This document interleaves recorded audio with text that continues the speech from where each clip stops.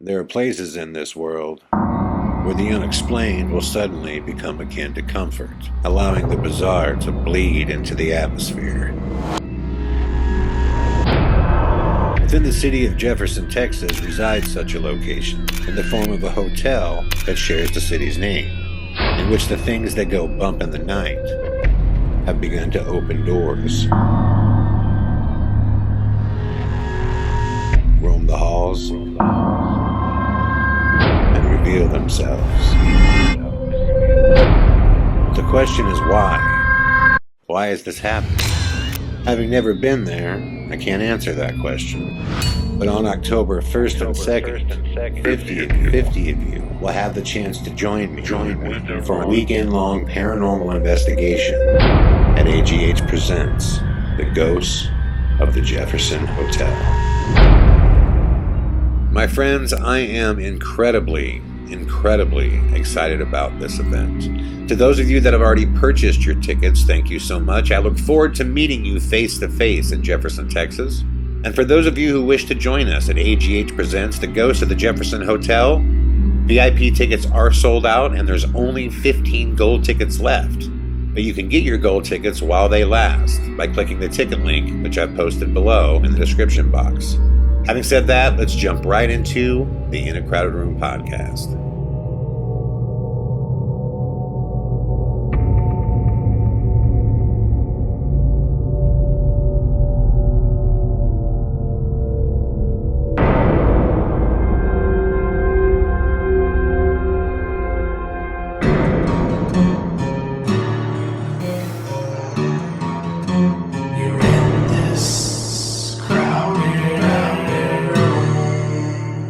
Hey, what's up everybody? Chad Calek here, and welcome back to the In a Crowded Room podcast, where on this episode I am going to share with you the details behind a recent adventure that I just had at AGH Presents Investigate the Conjuring House out in Rhode Island.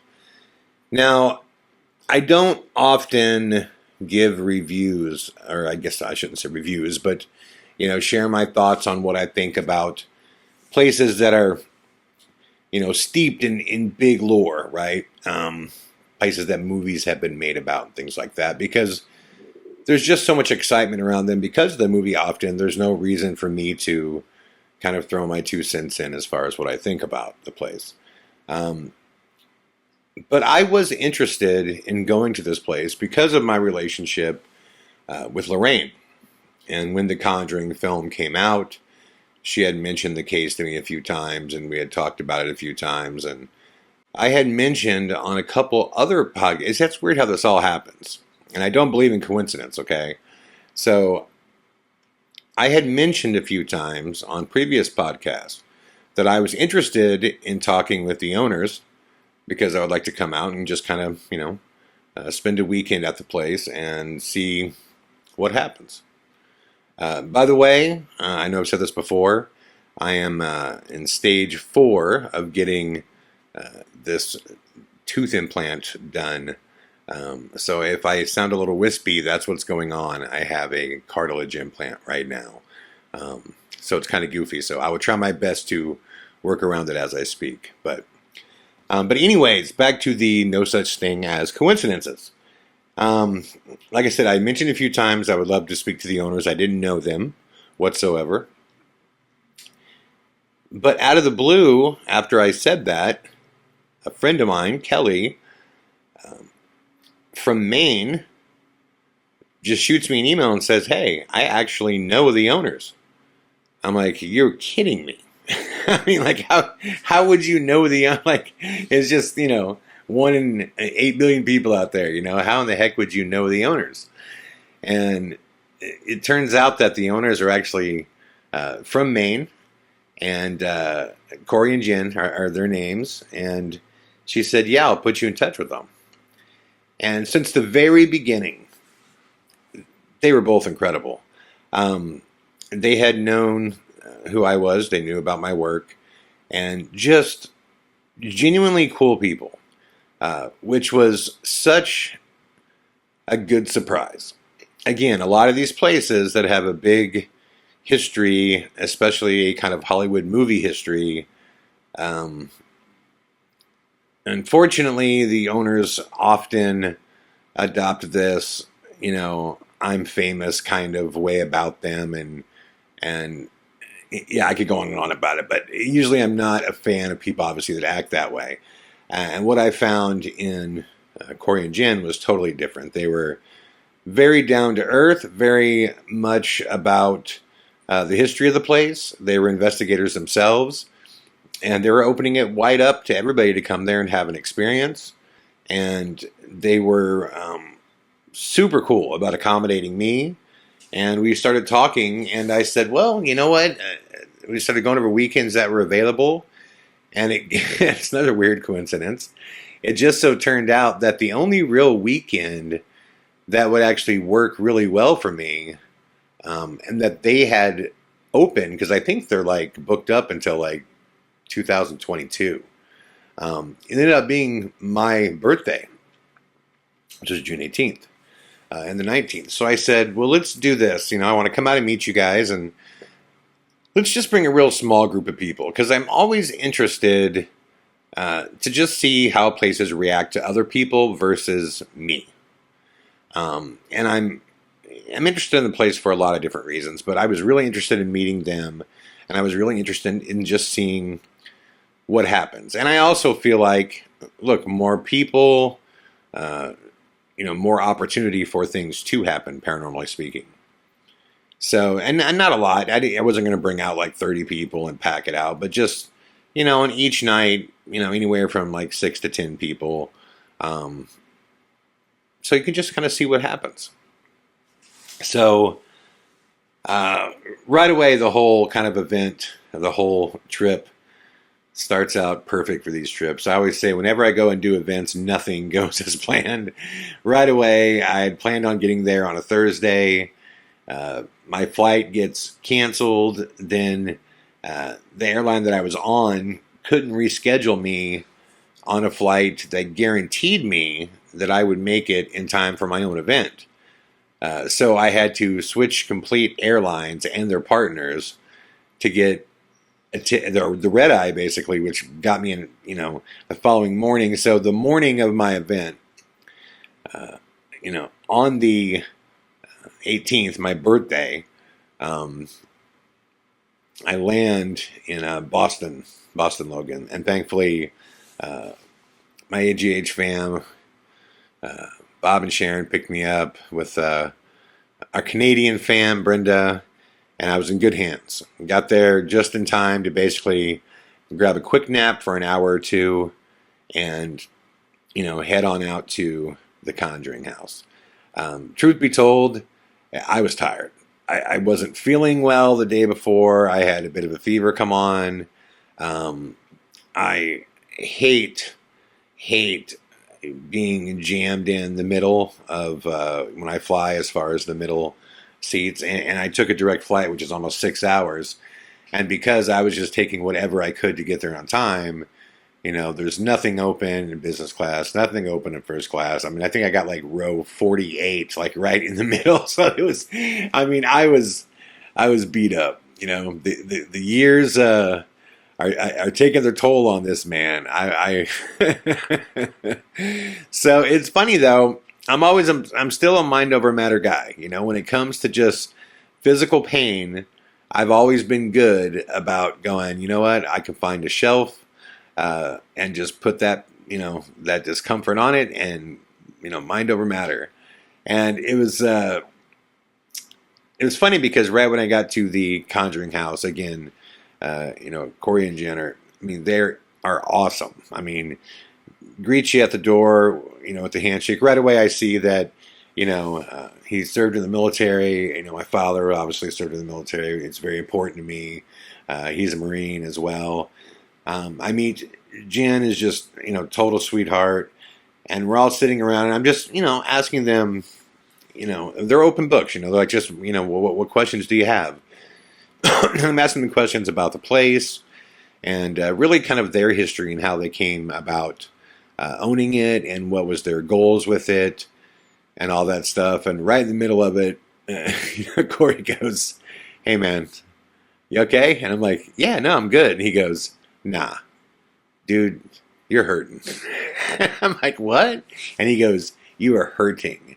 And I could tell that you're just putting a face on right now. You're not feeling good, man. You're ready to just, zonk out. And I'm like, oh, no, I'll be all good. I'll be all good. So he got me an energy drink right away. And we ended up, talking the rest of the evening.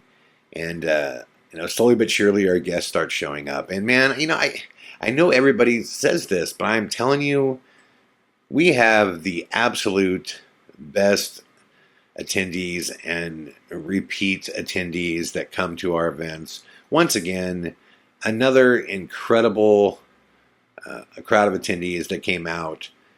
It really is just like hanging out with a big family. Nothing but good times and laughter, and that sets the tone. And we had about probably 50-50, like meaning 50% of repeat attendees, and then we have new attendees. And the repeat attendees just kind of set the tone, and they know how we do it. Everybody, if you come there to our events, if you come to our events as a fan, we make sure you leave as a friend. And that's exactly how the night went. I felt like I made a bunch of friends. It was stellar from the jump. It was great. I mean, the tone was awesome. Tons of equipment. The SLS is there. The light grids are there. We just everything you could imagine that you could use on a ghost hunt is there. And everybody's super cool about, hey, use what you want to use. What are you interested in? Everybody kind of shares the equipment. It's awesome, man. I mean, so I'm just going to say this again. If you ever want to come to a paranormal event, come out and check out our events. I think you'll love how we run them. I think you'll love the atmosphere. And the fact that, we don't hold anybody's hand or make anybody do anything they don't want to do. Once the ghost hunt starts, we make sure that by the time that happens, you've had plenty of time to check out the entire place, feel everything out, walk every inch of the property, and, get ready to do whatever it is that you want to do, whether it's EVP sessions or just, just camera work, whatever. And then it's really, the investigation is what you want it to be, which I think is the best way to go about doing it. But we had an amazing time. And but I would tell you, the first night, let's just jump right into the investigation. The first night, I was kind of weirded out for a second because, like I said, I'm not, in no way am I psychic, but I do have that intuition, that haunting intuition, where you just get that feeling like, like there's something off here. And I definitely had that feeling right away. Like, this place is haunted. Definitely. But the first night, nothing happened to me. I mean, absolutely nothing. But things were happening to everybody else.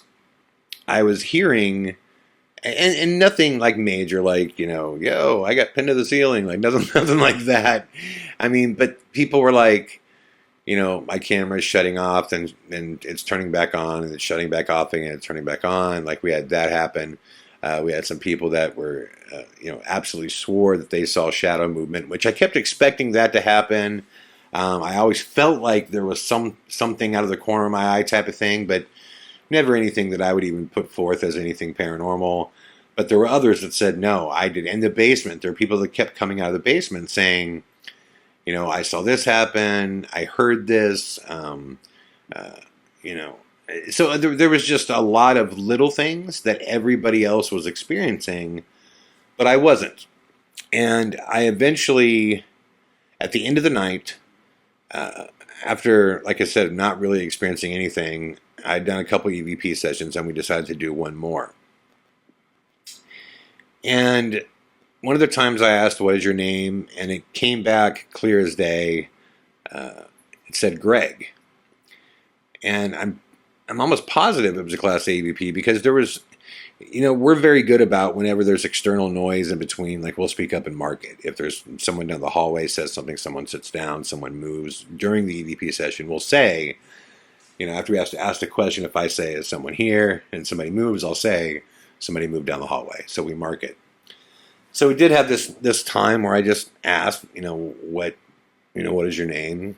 And it said Greg, clearly. And for a while, the line of questioning led into me discussing Lorraine. And I said, what are your feelings about Lorraine? And this creeped me out. It sounded exactly like a gunshot, like with the echo and everything. Now, we were using the same recorder that the Constantinos used.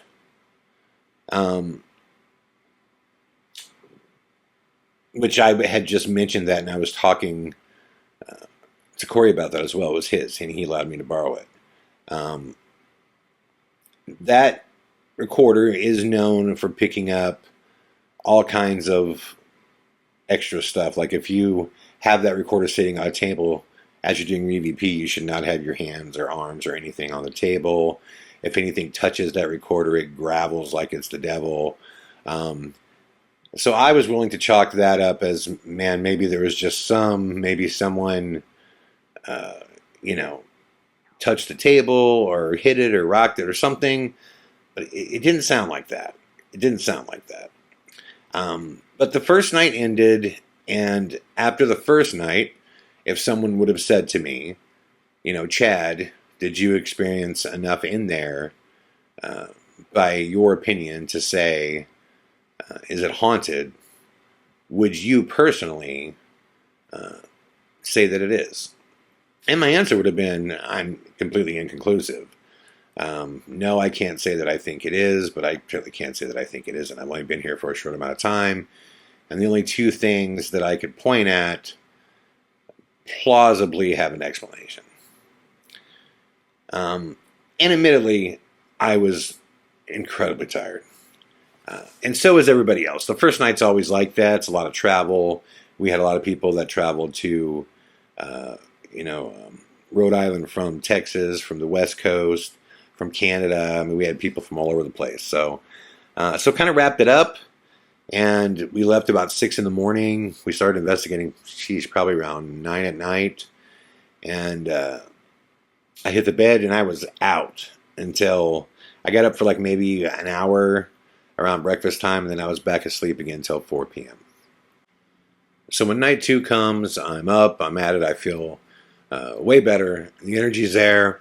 And I'm just really excited to go. Show back up at the house. And again, the energy of everybody there, everybody's excited. It's, there was enough that went on the night before that everybody feels like, this is going to be the night where things happen. And to be honest, that whole second day theory, I don't know if you guys know this or not, but there's a big belief that most activity will happen on the second night.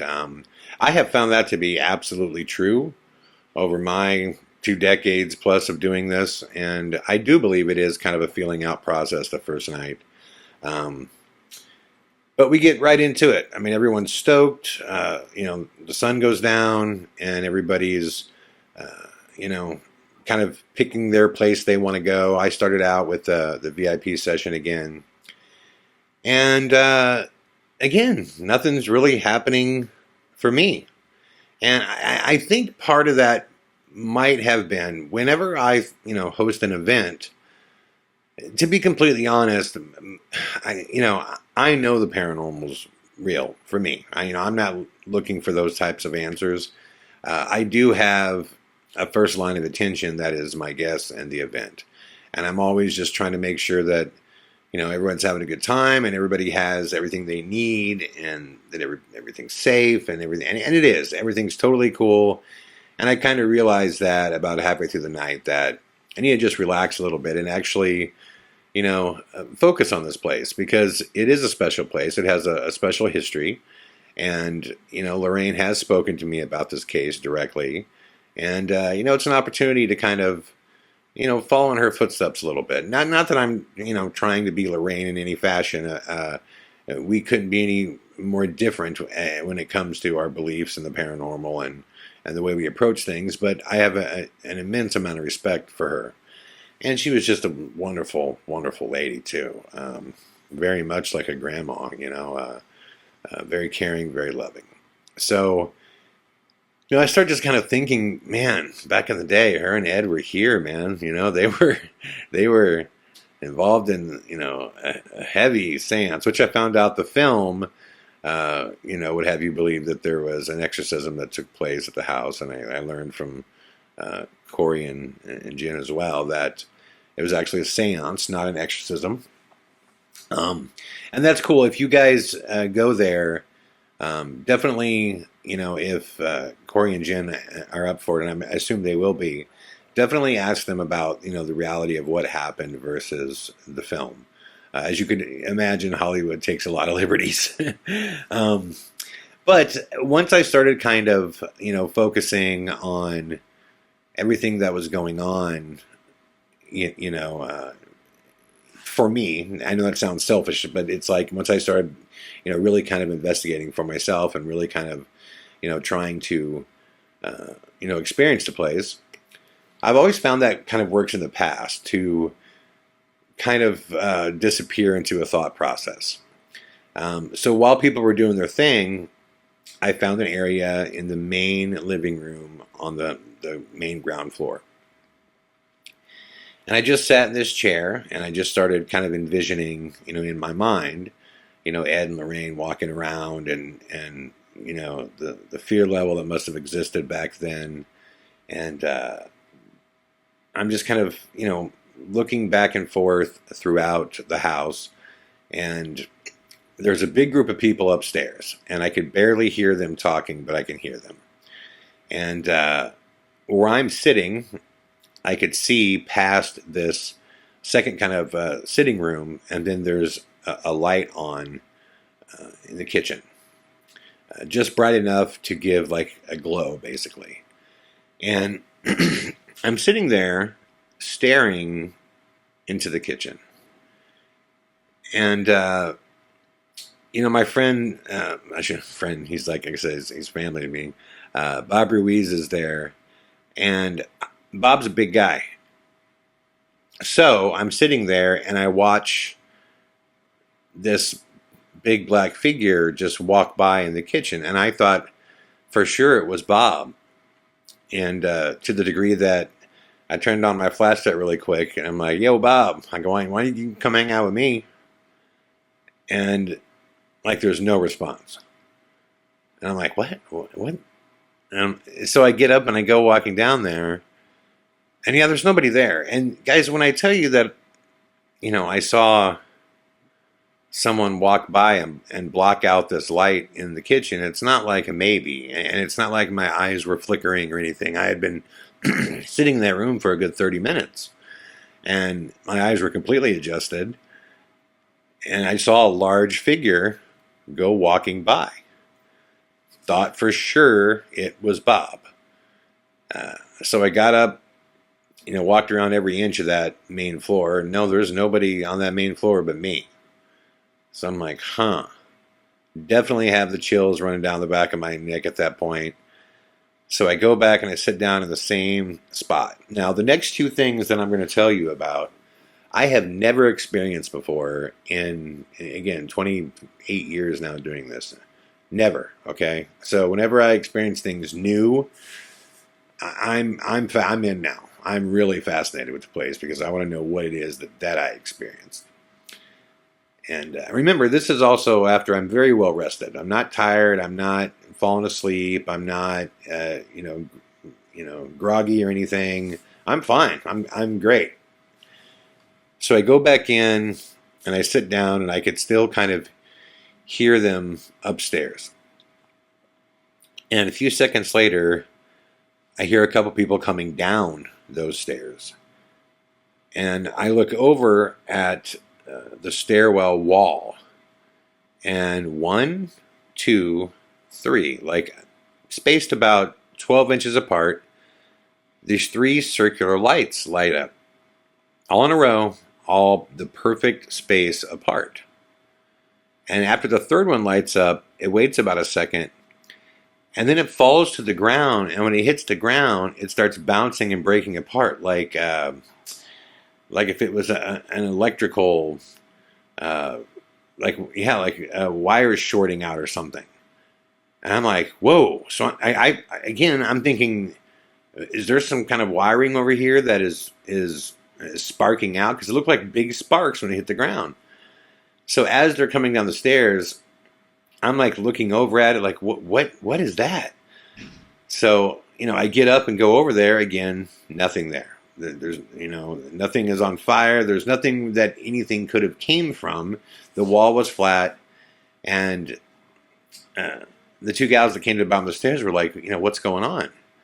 And I'm like, I don't know how to explain this, but I just saw 3 lights that lit up in unison, same time. Like the first one lit up, like a second later, the second one lights up, second later, a third light lights up, about a 1 second pause, and they all 3 just fall to the ground and break up like it sparks.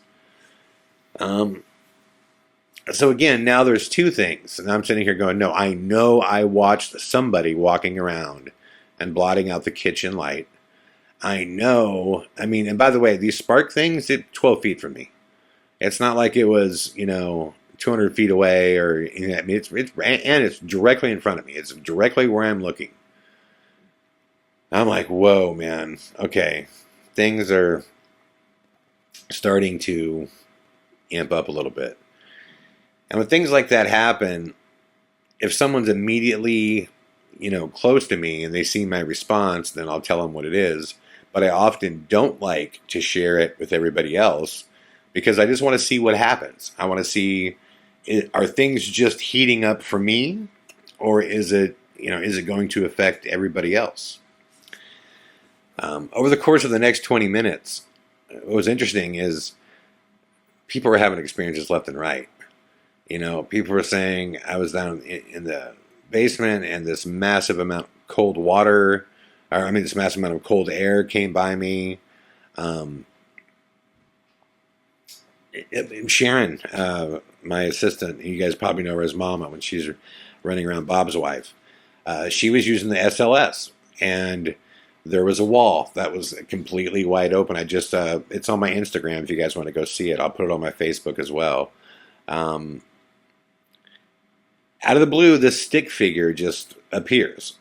Now, the thing about the SLS, the stick figures, it's an inherent flaw in the design, because whatever the SLS sees, it tries to make a human body. But what's interesting is that it shouldn't be seeing anything. And at times when it shouldn't be seeing anything and it creates something, that's really bizarre. So we had this situation where we had an attendee that was there, and right as he walks into the room, this kind of stick figure had lit up, and the best way I can describe it is that it started like dancing. It was weird. It was like dancing like against the wall, and he walks kind of right into where it's at, and he was wearing a necklace with a feather in it that a Navajo friend of his had given him for protection.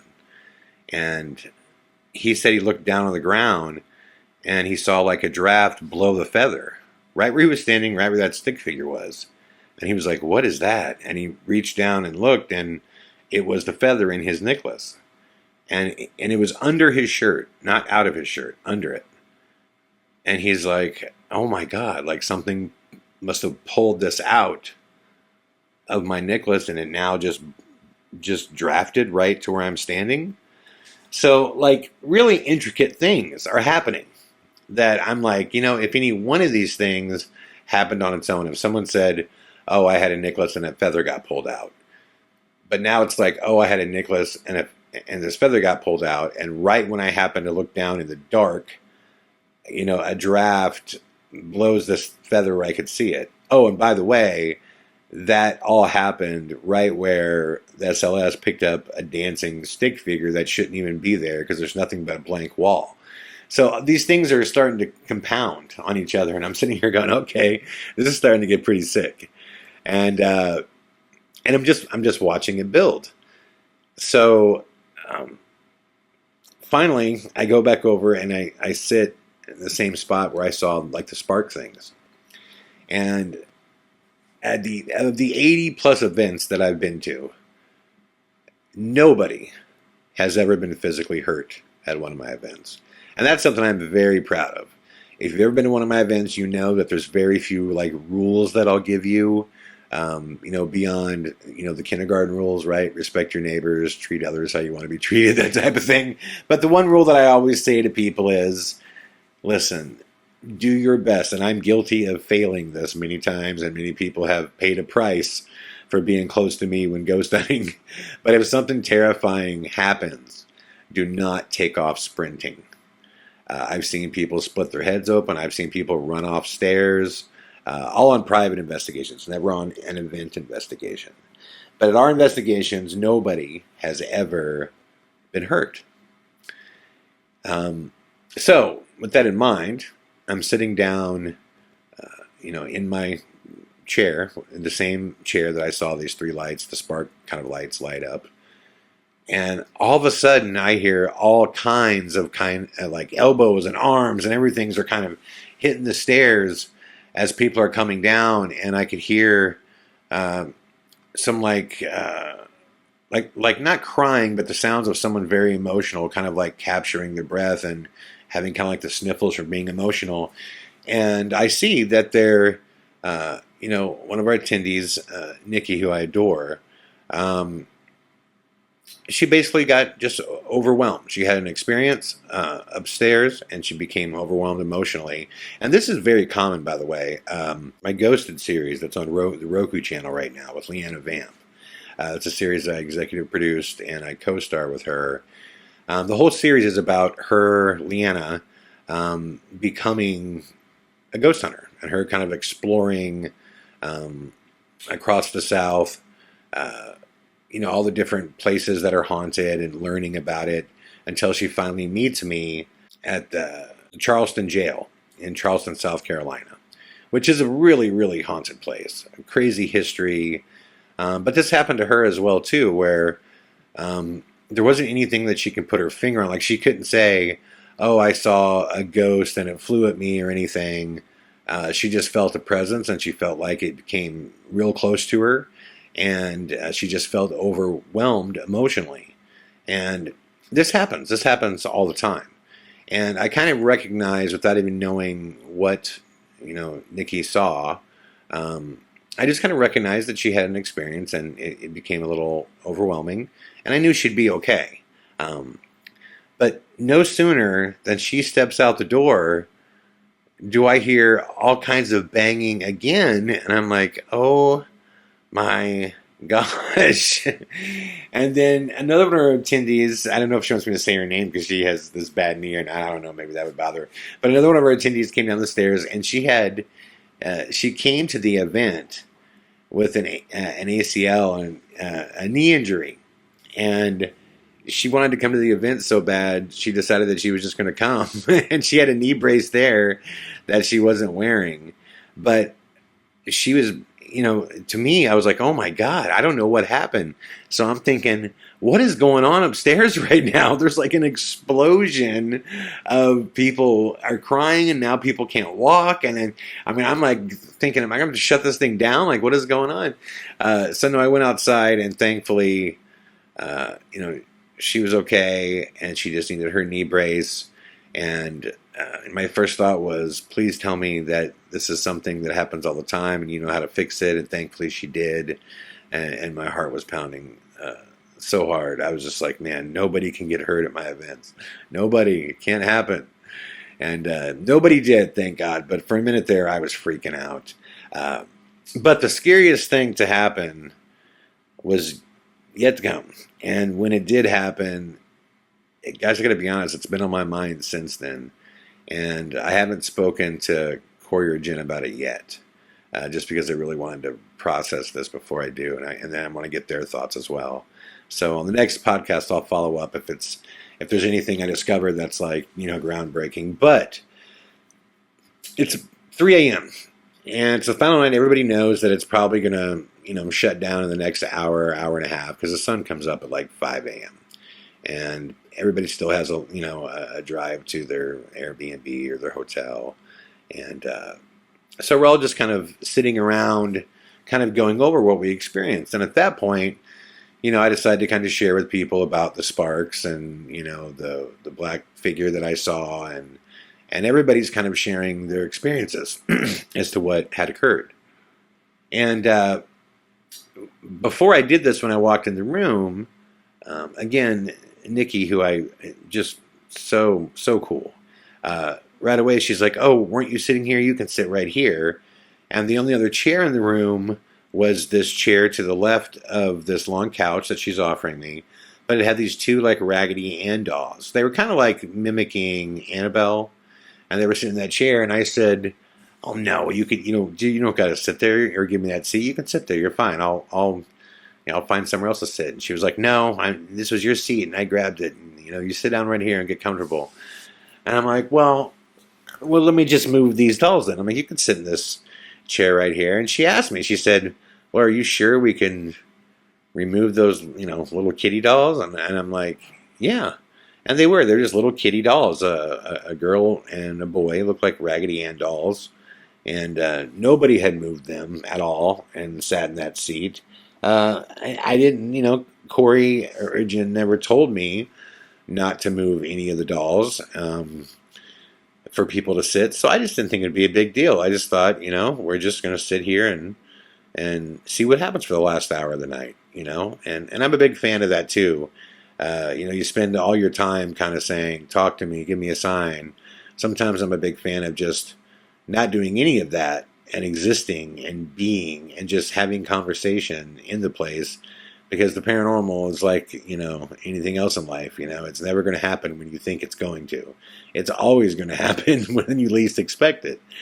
So I move the dolls and I go, "Yeah, you're fine. You sit here, and then I'll take the couch and we'll all be good."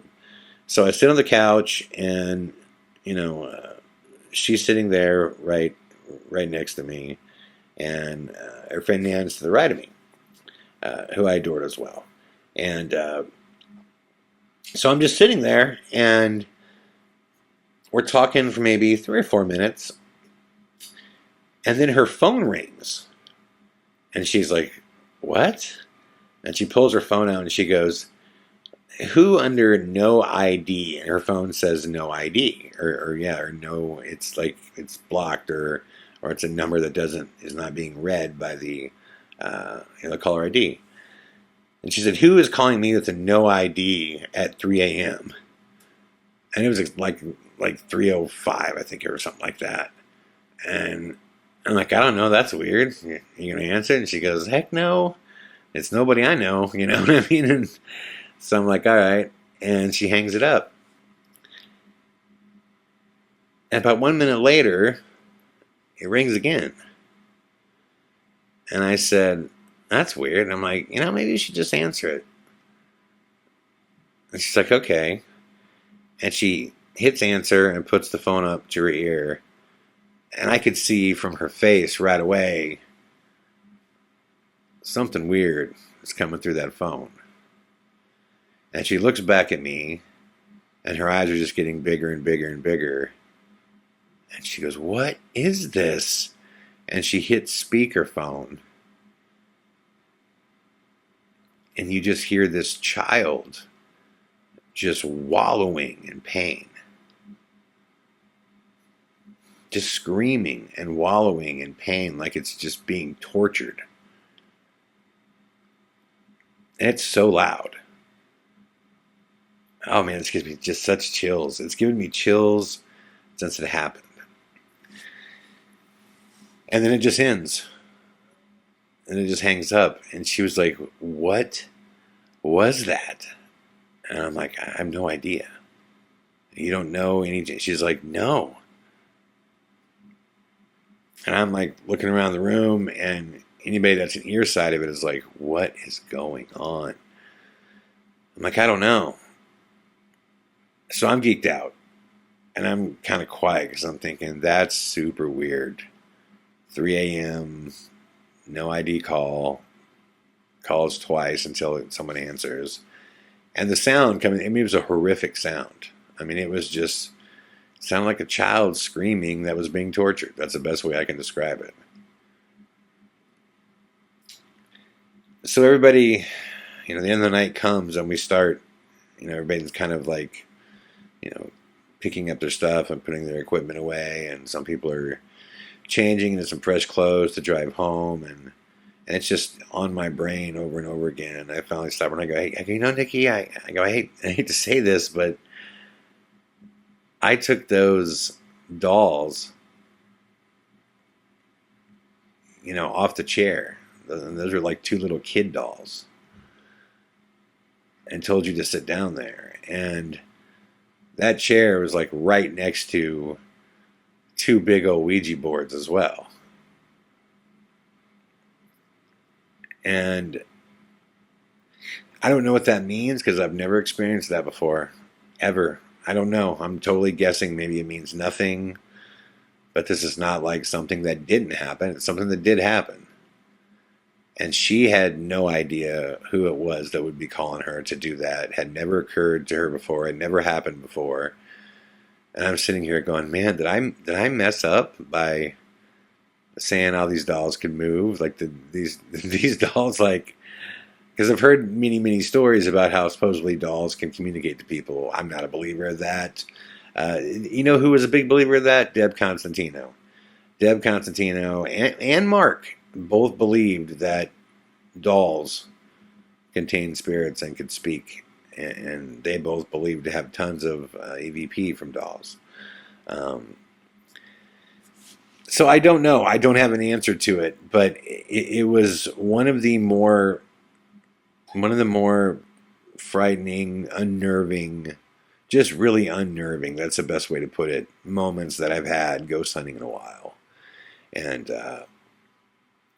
it's been on my mind since. I don't know. Like I said, I'm going to talk to Corey and Jen about it and see if it rings any bells with them. I a lot of times when I get back from investigations, I do like to take some time to really kind of think about what did I experience, what was hype and excitement versus reality, and what I can definitely say that I believe. If somebody would have asked me at the end of the second night, do I think that the Conjuring house or the Arnold farm, the Perron residence, whatever you want to call it, do I think that it's haunted? I would say yeah. There's something definitely bizarre going on there.